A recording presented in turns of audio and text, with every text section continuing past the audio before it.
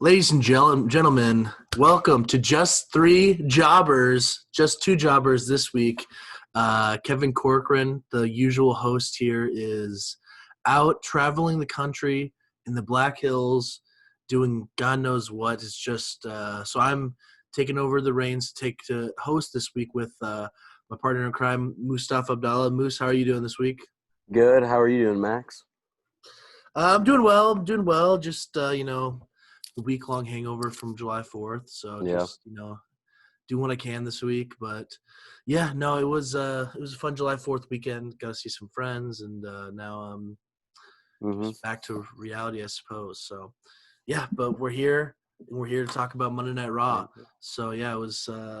I think it was an improvement over last week's show, Moose, for last night. A lot of more progress towards the pay-per-view. So overall, what did you think over the show last night on Monday Night Raw? Yeah, I totally agree. Last week's show was kind of, not really fluid, and it's not. It was kind of choppy. But last night's was, way more fluid. It had it furthered more storylines. It made sense. You know what I mean? And I kind of like how we have to wait one more week to find out what Dolph Ziggler's stipulation is for the match. I still think it's going to be a ladder match, but what are your thoughts on that, Max? What do you think that he's gonna? Because he was like it's secret, and then Yeah. So that was kind of the start to the show which was kind of surprising, a little bit surprising, just because not to start the show with it, but to have all of Drew's parts segment basically be the first 30 minutes of the show. Yeah. So did he say he's going to tell us next week, or he's going to tell us the day of Extreme Rules? That's what I I was a little assume confused about. I assume that's gonna be next week because it's just gonna give it more of a build. But Yeah, they'll be able to promote it more. I thought it was weird how they brought out Heath Slater, and I mean it was cool, but at the same time it was just kind of pointless, I guess, to me. I don't really understand. Interesting. I really don't understand that too much. I mean, I Interesting. get a 3-man band and he was, that's one of his best friends and stuff, but I just think it was kind of stupid for Dolph to kind of bring him out. You know what I mean? I don't know. I just didn't No, really. I get what you're saying, but I thought it was really impactful because, I mean, I think Heath gave probably the best promo of his career, basically, because Heath Slater, who's somebody who's always been entertaining to me, but just Never was got that full no, push. he never did, and he was never really set up to really ever be the top guy, obviously. So I don't think he Yeah. expected that, but this was a spot for him he's probably not re-signed with WWE, let's be honest, but to be able to come back, have a big promo and a big spot with one of his really good friends, which I think storyline made a lot of sense and made Drew kind of look into himself and not be just the John Cena prototype face, just oh, maybe you did mess up with some of your friendships leading to this hmm championship reign, and having to look into himself and say yeah, you know what, you're right, here you go, I'll give you a match, let's do it. And it made sense to kind of do basically a squash match or hmm squash, which it was a squash really. It was Yeah. he punched him through. He punched Drew in the corner, and then it was Claymore City. Yeah. But I don't know. I just thought it was different, and it was a nice It was smart that Dolph would bring it up to try to Get in have his head. Drew, Yeah. yeah, try to have Drew down himself. hmm So for me, I really enjoyed the segment just because I think watched a little bit more when there was 3-man band. I don't know if you ever watched any of 3-man band at I all. mean, I know who they are, but I wasn't Sure. really. Yeah. Sure, I didn't watch the whole time that they were together, but the last probably years is when I started watching. So I was aware of it. And I always thought Drew was definitely an outlier of that group. So hmm uh, it was definitely cool to see a little payoff for that. And I'm sure they'll do something with Ginger similar once Ginger's healthy. He's recovering from some type of injury now. So Yeah. definitely an interesting start to the show, which I really enjoyed. So I think going back to the Dolph part of it, I think it's smart of them. If you look at it from a storyline perspective, this is the advantage Dolph has in the match, because obviously Dolph is he's smaller than Drew. There's not hmm much he has an advantage of, but the one thing is just Quicker. yeah, Yeah. he's quicker, but Drew is giving him the stipulation to choose. So it makes sense for him to keep that close to the vest, to not have Drew be able to prepare for it. I hmm don't know. But on the other side, WWE will have to market the match, and so if they're just saying stipulation to be chosen on Sunday, it's not as impactful. And it's not as exciting than knowing like, oh, this is a ladder match. Like if you say this is a ladder match, then you're like, damn, we have a ladder match on Sunday. That's big time. I could see maybe him like choosing the stipulation maybe on some like talk show on WWE Network or something like that, maybe like The Bump or something, and then Corey Graves' maybe. Yeah, or After the Bell. Yeah, I could Yeah. see that maybe, or like he's just gonna come out next Monday and he's gonna choose, but. Yeah, and like that, it was also a little confusing because I didn't know if he was saying next Monday or at the pay-per-view he's gonna say, but Yeah. if it's next Monday, I think that would still make sense because then there's a reason for us to like continue watching the feud next week, and then it's gonna lead into the show next week from Sunday. So yeah, that was basically the opening, and kind of going forward, I think probably the next biggest and best part of the show was throughout the show was all of the women's a little shaky, all of the women's segments. So basically, it started with the return of Kairi Sane, which kind of played throughout the whole show with at the beginning Sasha versus Kairi Sane, and then the main event was Bayley versus Asuka, champion versus championship match. Give me overall thoughts here, like on Kairi Sane being back and just kind of what maybe was a standout for you over these segments over that kind of took place over the whole show. I was pumped to see Kairi Sane back. I didn't think she was gonna be back that soon, to be honest. Because I didn't hear anything. I didn't see any like stuff on Twitter about her coming back beforehand or anything. So I was actually super surprised. I kind of jumped when her music hit, and Tosca freaked out and everything. Yeah. That was cool. And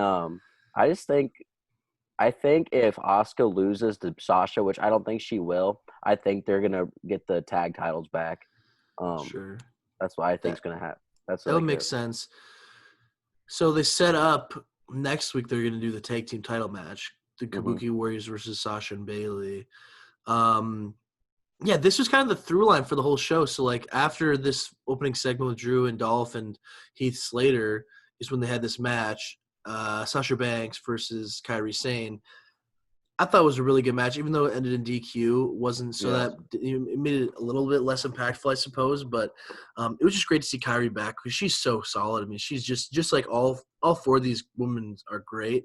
So it's just great to have another good wrestler back on Raw because obviously during this time they need all the talent they can get, really. And I thought it was super cool that they gave Bayley and Asuka, close to 25 minutes for the main event. That was a really good match. That's what I was gonna say. Is that probably was the best match of the night? I'd say at least probably the highlight of the night overall. The main event. It was very long, and it all made sense. With the kind of distractions with Nikki Cross showing up, which makes sense to me because Nikki Cross is kind of that crazy wacky character, which I really enjoy. But to have her just show up and going crazy eyed and trying to distract Bayley. Yeah, I liked, and then I think security. Asuka, and Asuka had got a need to win. I think it was big to have her pin Bayley and leading into this, the championship match next week, the tag team and her defense against Sasha. That was probably the highlight of the show for me was that main event, Bayley versus Asuka match. Really, really good stuff. I also really enjoyed, kind of switching gears here, the KO show with Seth Rollins. I really enjoyed that. And KO wrestling on a fractured ankle. Is that is that actually true? Or is that So yeah, he did an ankle injury after WrestleMania. I mean, he's fine now. So like, if you remember, he had like that return in May because he was gone after WrestleMania. Oh, and then Garza, and then Garza. That's like, when he sneak attack. Yeah. So like he fractured his ankle. I believe that's what it was. They never officially said, so I'm sure that's what it was at WrestleMania in his match with Seth. So I mean, that just heals itself. Basically, you just have to let it rest. Kind of is basically from what I know is probably the injury. I'm anxious to see what's an eye for an eye match. What do you think? So let's get into all this. So I do agree the KO show was great, and first off, we'll get into that in a sec. But I was surprised to see Kevin Owens because he said that he wasn't going to come back to Raw. At like 2 weeks ago, he said he was going to stay at home to protect his family. Now he's back, so I don't know. I love him being back though because I love Kevin Owens. He's my favorite wrestler, obviously. So it set up a little tag team match. Rey Mysterio and Kevin Owens pin. Rey Mysterio pins Buddy Murphy, and while Seth is distracted on the outside to get the stipulation for his match with Seth. So now they're officially doing Seth versus Rey Mysterio. in an eye for an eye match. Eye for an eye match. Now, WWE, they officially did announce what this match is, and I'm going to look it up just so I get the wordage right. But it sounds just about as crazy as you think it sounds. Yep. Yeah, so WWE confirms someone must pull out the opponent's eye to win the match. So is it going to be like a cinematic match, I assume? I don't know, but it sounds insane to me. This is like batshit crazy stuff. Like legitimately, so like this is the like exact wordage. So with his career in jeopardy, oh wait, Mysterio promised to get an eye for an eye. Wait, what? Where was the? WWE says someone will be losing an eye at the upcoming horror show. The fun preview says the only way to win will be by extracting the opponent's eye. All right, this is insane to me. This is just insane. I guess this keeps going off the horror show. We're gonna see an eyeball. I mean, it's gotta be cinematic. It's gotta be a cinematic match. Yeah, I mean, because I'm just afraid it's gonna be super cheesy. Because like obviously they're not gonna pull each other's eyes out, you know. But like I feel like it's gonna be super cheesy. And it's just gonna piss me off or something. I don't know. Yeah, I don't know how they're gonna pull this off. It seems like an insane idea because obviously they're not gonna actually pull an eye out. I mean, I was expecting it for like an I Quit match or like sure, something like that, just because of their whole storyline. He's like trying to retire last man standing or something like that. This is just insane. Now, it's gotta be exciting to see what they're gonna do with it. You know, Seth and Ray, they're great performers. So they might be able to pull off anything, hopefully. But yeah, I mean, I think they're stretching. Yeah, so like, are they gonna do it in the ring? Are they gonna have it in some back lot? These are all questions that we really can't answer.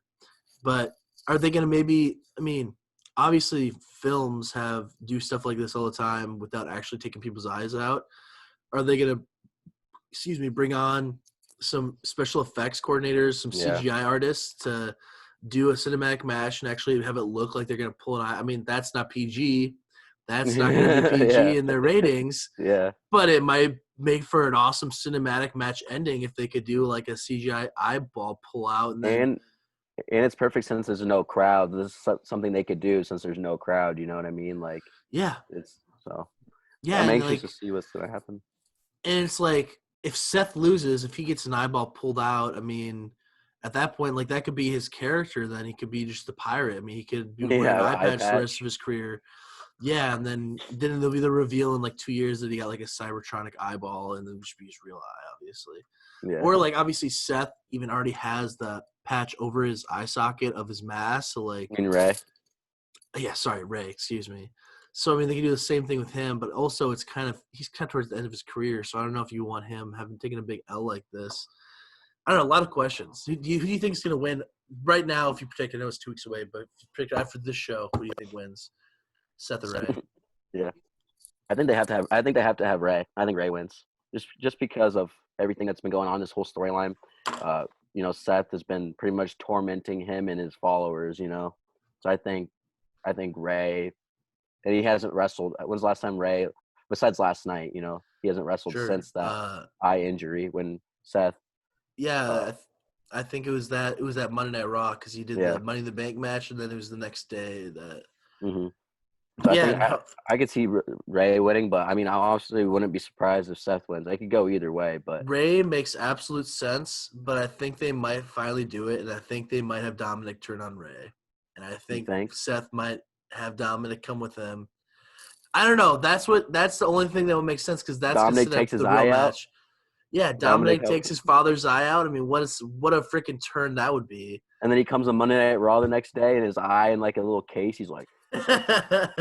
Yeah, this is like there's a lot of things they could do here, and a lot of them don't fit into a PG show. So like that's what I'm interested to see how they kind of do this. I mean, obviously Raw's back to TV 14, baby. Let's go. Yeah, no, I mean I think if they do a pay-per-view, they could probably get away with a little bit more. Just because it's on network and people have to pay for it. Yeah, and just because on Raw and them, they have the rights to television, but on their own network, they could probably do kind of whatever they want, even if they advertise it TV PG. Yeah, no, it's exciting turn, but Also, my favorite part of the show, though, I was kind of switching gears, Oh is yeah, when let's get into it. Randy Orton had Angel Garza and like by the throat, he said, Oh yeah, you better. He said the F word, they blocked it out, but like he was saying, you uh, better get together, blah blah blah. Like that Randy was Orton's just sick. on and on, and then Ric Right. Flair's still back on TV. I know. So, like, I assume they taped last week and this week's show Yeah, together, together. Yeah, and so they had Rick on the same day. So, like, I if like another week, one more week, he shows up again, then I'm gonna be like, okay, how many times do they So keep do you think Flair come they're back? gonna announce next week there's gonna be a Big Show versus Randy Orton match at Extreme Rules? Because if I not, think like they that, have to, right? because if not, that's just stupid. Like that's just kind of a dumb. I mean, maybe they put it off for SummerSlam, but I thought maybe they'd save Randy versus Drew for SummerSlam. So, like, that's why I don't Yeah. really get. And is there maybe they'll do? I don't know. I think that they definitely will announce Big Show versus Randy Orton. I think that's another big match they can do just because Randy Orton's so hot. It's become a big match. So like, Hmm. I think they have to do that to keep Randy hot. And also, I do agree that spot with Randy just like basically showing how much of a veteran, how badass he is. Like, Angel Garza, like, you're young. Like, fucking, like, show me what you got. Don't do this bullshit. Like, I don't know. Whatever. What I thought that was great too. Yeah. Um, yeah, kind of going through it. Also, another match that was confirmed. A few little things. So, like they revealed the new look for the United States That's Championship, cool. Yeah, the new belt. that's really cool. I like that Yeah, a I lot. thought it was really cool too. It looks a little bit more modern, obviously, and I liked that pattern they had, but I always thought it looked a little bit old, kind of. Yeah, And this definitely looks like newer. It's like the new newer. Intercontinental belt, like the new Intercontinental Yeah, Championship, and which I like love the new IC yeah. belt a lot. And Hmm. this one I like too. I think I'll have to get used to it a little bit, but I do like it overall. And I like that doing MVP versus Apollo at Do you think since Extreme MVP Rules. like is having it, do you think that's foreshadowing that MVP is gonna win? Beat Apollo. I really hope he doesn't, but That's I a good question, and I don't think so. I think Apollo's gonna win. I think because I think a lot of the times when they do these, like, oh, the challenger stole my belt, or this yeah. guy, like when they do stuff like that, like when Brody Lee stole the belt from Moxley, like it usually sets up for the babyface to get the big win to win the belt back, even though they never Hmm. lost it. It's kind of just a way to kind of make a babyface champion become an underdog because they don't have the belt almost, even though they're champion. So I Hmm. think they'll probably have him retain. Although I would not be mad if MVP won because MVP has been so good. I mean, Yeah. week in and week out, MVP has been a champion I think it'd be across. cool. I think it'd be cool if MVP does win because in that way, Bobby Lashley they can start moving on for Bobby Lashley to get the title from Drew or whoever. Like have him like face off with Brock later on when Brock wants to come back because I think what they're doing with Bobby Lashley right now is okay, but I feel like they're just using him as like like that big muscle. Like he does MVP's kind of dirty work for him. You know what I mean? Like that type of thing. Even though MVP can wrestle and he's a big guy himself, but I just think it was kind of stupid for having a good match at Backlash with Drew, pretty like a good 15-minute match, and then just be like, oh no, it's Dolph Ziggler's turn. You know what I mean? That kind of thing. But Absolutely. No, I totally get what you're saying. I just don't know what's next. Like, because so I think Has Brock said anything about coming back? Like, have you seen anything about him? Like, have you read anything there's about been nothing official, but I mean, I don't know where he stands with the contract. His contract might have run out, but he also kind of works pro bono for WWE sometimes, where like they'll just like pay him on a for event by event weekly? Yeah, basis yeah. until they can come to an agreement on a deal. I don't know where his contractual status stands, but if I were booking this, what I would do is I wouldn't give Bill Lashley another championship shot at SummerSlam. I would give him a match with Brock is what I would do because I think Hmm. that's a match a lot of people really have always wanted to see. It's a money match, and then they can have Randy versus Drew, which I think is really where more money's at too, just because Randy's so hot after beating Edge and after this whole Legend Killer thing's back. And I I think that's when they give Bobby beats Brock, and then Brandy beats Drew, and then Bobby beats Randy for the title at a different pay per view, and that following pay per view. Yeah, I mean, I think definitely it would be big for Bobby to beat Brock. I think that'd be smart, but I just don't. Like this is I totally like where you're coming from. So like if that happened, like I think I'd be fine with it, except maybe not right now because Yeah, I think Randy Orton theoretically. is too hot. And I think Yeah, I Randy think. Orton's gonna hold the belt till Edge comes back. That's what Yeah, I I think think is gonna happen. theoretically, I want Bobby to have like a WrestleMania moment, even like if he wins the Royal Rumble next year. I think that'd be That would be even better great. for I even mean, better for him. maybe he wins the Royal Rumble and goes for Braun's championship. Yeah, that'd be And cool. then so Edge can come back for Randy's. I just don't know because I mean I guess who the hell knows who's gonna be champion at Yeah, Royal Rumble next it's year all on hearsay, SmackDown? and we don't even know like if there's Yeah, gonna I be mean live it's events and exactly they everything. could the So Royal Rumble could be in an empty arena next year. God that'd be forbid weird. that That'd would be suck. Oh gosh, well, uh, but I think that there's a lot of possibilities, and it'll be interesting to see where it goes forward. I think definitely they need to find a match for Bobby at SummerSlam, but maybe what do you think about this? Do you think if SummerSlam is pushed to Performance Center, do they do a 2-night event like WrestleMania? that'd Do be they make it cool. a big show like that? I don't know if they would do, but it would be definitely interesting because I think SummerSlam is definitely a show where they could try to get a lot of performers in, but hmm that's But kind of just also, I don't know. I think SummerSlam could possibly be held in at a live event still, maybe, even though I don't know. Like I've heard different things. I've it's heard that possible. yeah, It it's would be it would definitely be in a smaller venue. It wouldn't venue, be in a yeah. big venue, and Wells Fargo Arena, baby, Des Moines, Iowa. yeah, no, no, it'll be interesting because, but I doubt it. It's because they announced, no, they didn't announce, but it was kind of reported that they were planning on late July and early August to be returning to some live events around Florida because it's opening. And Texas area too, I heard. Yeah, but that's been completely shut down basically because of the extreme Yeah, surge of COVID cases in Florida and yeah, Texas.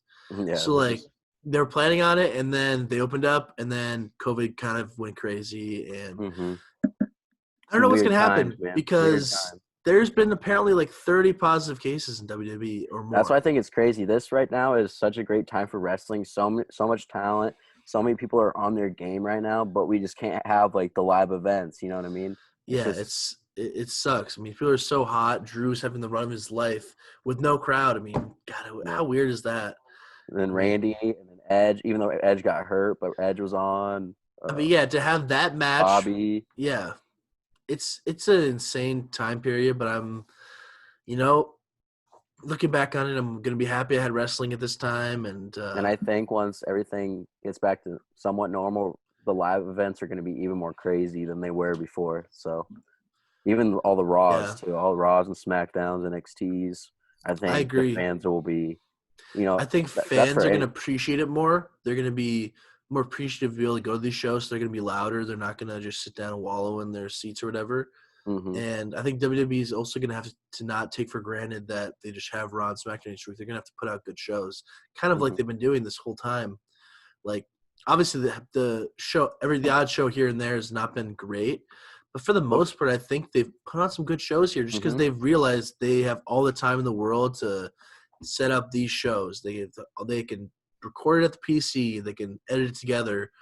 They have all the talent in the world to make these shows good, and I think that they're doing it. I mean, I think it was a really good Raw And you can overall. also think too, like, and since AEW's been killing it, that just puts fire under Vince's butt and the whole WWE team to keep putting out great shows.